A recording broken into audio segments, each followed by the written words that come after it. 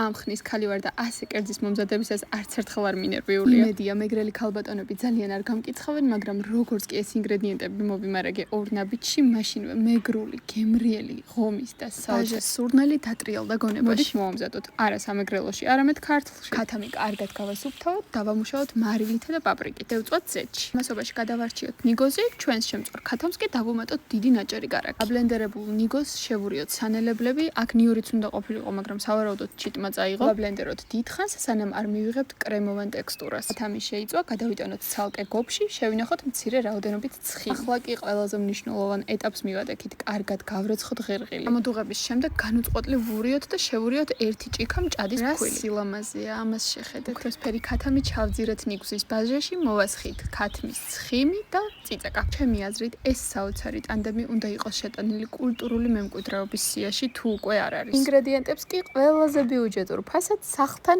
ორ ნაბიჯში შეიძენთ.